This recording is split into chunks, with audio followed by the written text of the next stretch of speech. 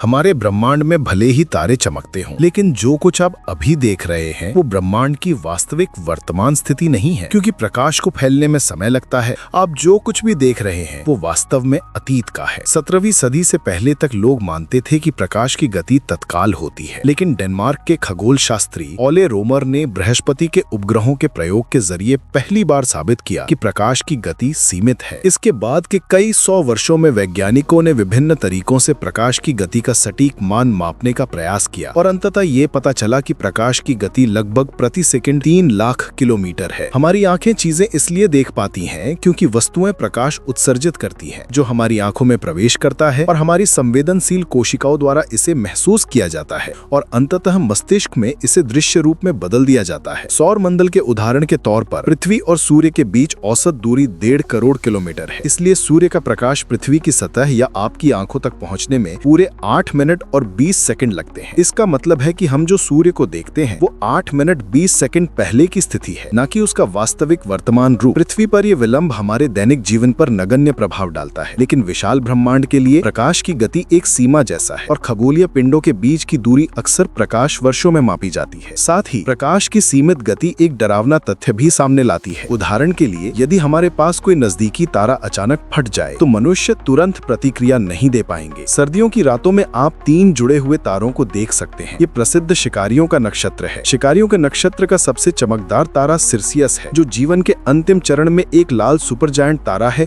और कभी भी सुपरनोवा विस्फोट कर सकता है। जब ये विस्फोट होगा तो चाहे रात हो या दिन, हम आकाश में कुछ महीनों तक एक उज्जवल बिंदु देखेंगे जिसकी चमक पूर्णिमा से भी अधिक होगी। लेकिन सिरसियस पृथ्वी से 640 प्रकाश वर्ष दूर है। इसका मतलब है कि यदि हम आज रात इसका विस्फोट देखते हैं तो ये 640 साल पहले ही हो चुका था, क्योंकि उसका प्रकाश पृथ्वी तक पहुंचने में 640 साल लेता है। यही प्रकाश की गति की सीमा है। अब तक हबल टेलीस्कोप ने सबसे दूरस्थ खगोलीय पिंड का अवलोकन किया है, जो देने नक्षत्र की दिशा में 13.4 अरब प्रकाश वर्ष दूर GNG 11 नवजात आकाशगंगा है। इसका मतलब है कि हम उस ब्रह्मांड को देख रहे हैं जब ये 13.4 अरब साल पहले अभी अस्तित्व में आया था। ये सोचने में कठिन है ना? हालांकि हमारी आधुनिक विज्ञान तकनीक बहुत दूरस्थ ब्रह्मांड को देखने में सक्षम है, लेकिन प्रकाश की सीमित गति के कारण मानव कभी भी ब्रह्मांड का वास्तविक वर्तमान रूप नहीं देख सकता। यहाँ तक कि आपके सामने सिर्फ 1 मीटर दूर खड़ा व्यक्ति भी उसका परावर्तित प्रकाश आपकी आंखों तक पहुँचने में 3/10⁹ सेकंड यानी 0.0000000003 सेकंड का समय लेता है। इसका मतलब है